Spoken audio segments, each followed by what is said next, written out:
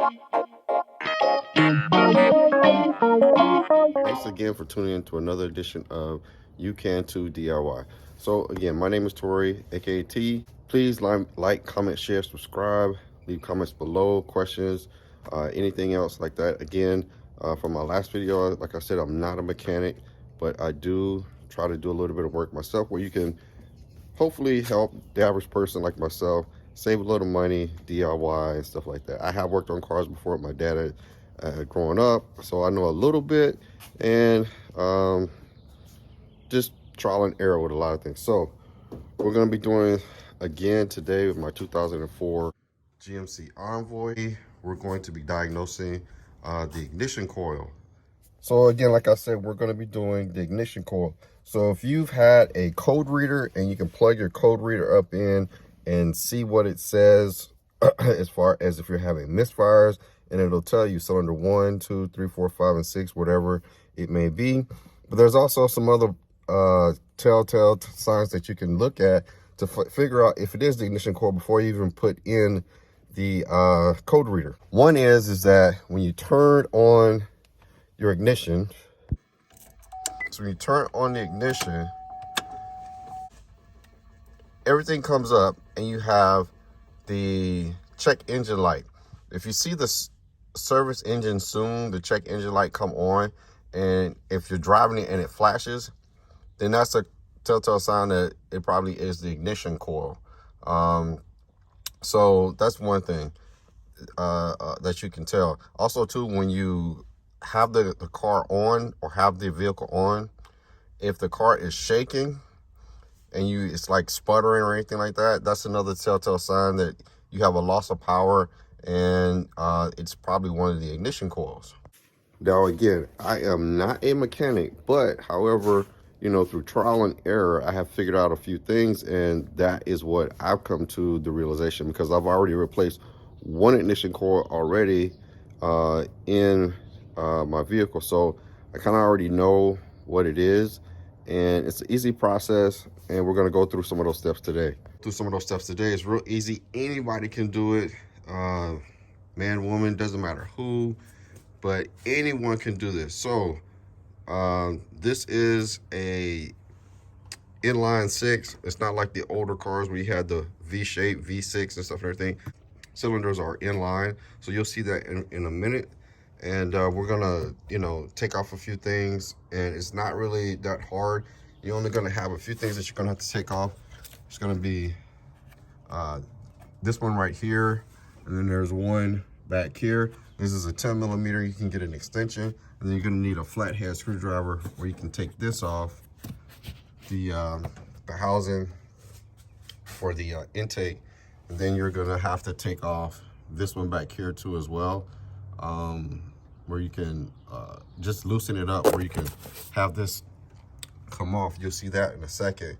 And then you're gonna have this little piece here that you're gonna want to be extra careful with, because it can get brittle, because it's just plastic and the rubber, and over time it can wear. But if you're not careful with it when you're taking it off, it can break. So you don't want to have this to break, so you got to be real careful with that. So we're gonna take this stuff off. Again, like I said, you're gonna need a 10 millimeter and then extension, flathead screwdriver, and then we'll get into the engine where you can see the ignition coils.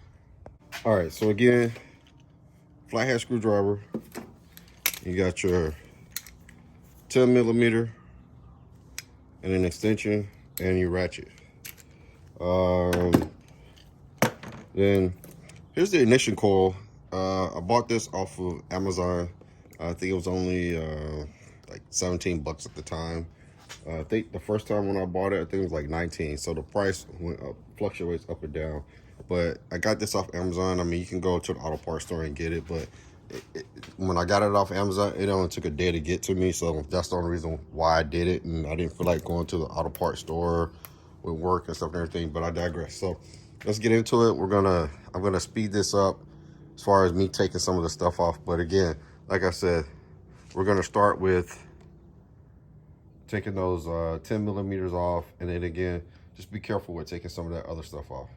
Oh, and one other thing I forgot to mention, I like to wear gloves when I'm doing this stuff, just to keep it clean, keep myself clean, and just try to, you know, make it a little easier on myself as far as cleanup and stuff and everything. But you don't have to. That's just me.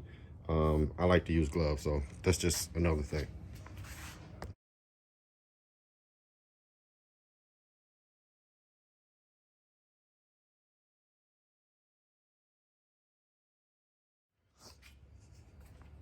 All right, so now we got the clamps off the intake boot, and then the other clamp off the throttle body. So we can take this off. And then again, like I said, you want to be careful with this piece, taking this piece off slow from this here, because you don't want it to break. So it's the intake, like I said, clamp off the throttle body. So again, like we said before, this is inline 6. So this is the start with 1. It's the number 1 cylinder. 1, 2, 3, 4, 5, 6, all the way, and the 6th one way tucked back there in the back. So I already replaced this one right here. So now we're going to be replacing the ignition coil for this one. So I already replaced this one. You can see that one's a little bit newer. You can tell it looks newer than the rest of them because it's a lot cleaner. But again, be careful with taking these off too as well. They're brittle and fragile, so you want to make sure you're extra careful with taking those off as well.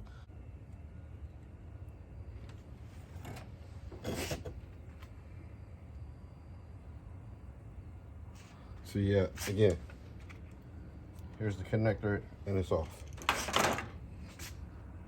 All right, so now we got that off. Got the connector off. Again, be careful with that. So now we're gonna take this off.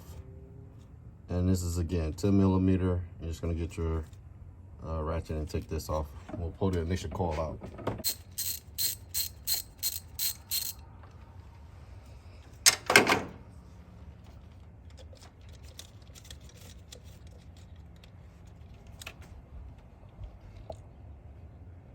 All right, so here's the old ignition coil. As you can see, it's the old ignition coil.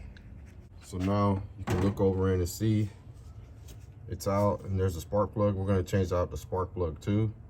You're just going to need to get your extension and a spark plug tool to get that out as well. So we're just going to do that and kind of fast forward through that a little bit. And then also, this is the spark plug that I'm going to be using. Just a Bosch I got from AutoZone. But the ignition coil, I'll open up the new one so you can see that. All right, so here's the new ignition coil.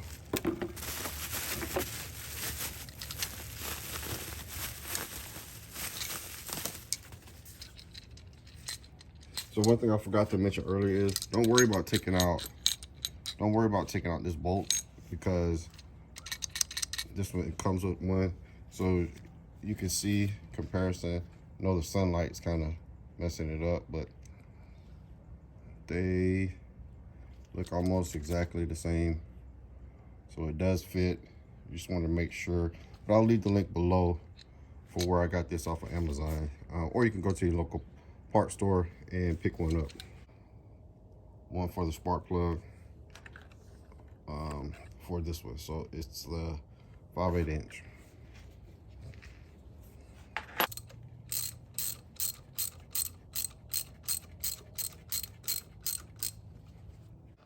All right, now, so we just want to go back through and connect everything back together.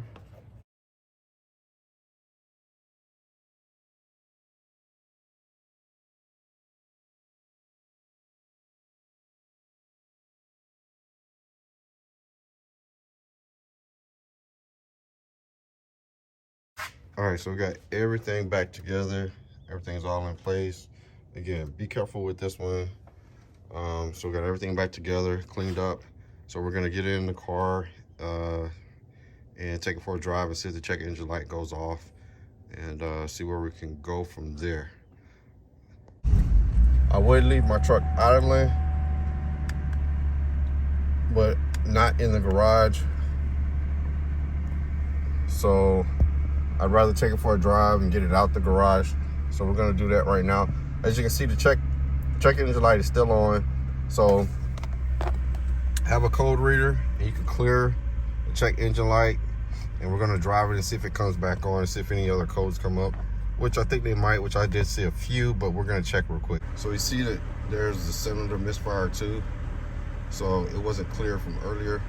So we're gonna go out and erase the codes and hit yes. So then that turns off the check engine light. So we're gonna keep driving and see if it comes back on. So I'll let you guys know if it does. So we've been driving and the check engine light hasn't come on yet. There's a noticeable difference. Again, like I said, if your vehicle is shaking and you can feel it shaking, then that was that cylinder misfire causing that and everything. So again, I erased the codes, check engine light is gone, and I'm gonna go to the gas station real quick and get some gas. Haven't been driving it just because of that issue, so didn't feel like putting any gas in it, but because it was shaking so bad. So we're gonna go take care of this and we'll finish up the video. So I've been driving it for a little bit and the check engine light has not come back on.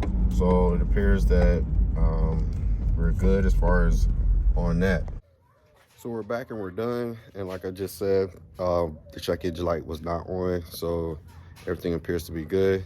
So we're done installing the, like I said, the ignition coil and a new spark plug. Again, I'm not a mechanic, so you know, this is only DIY if you want to try to save some money.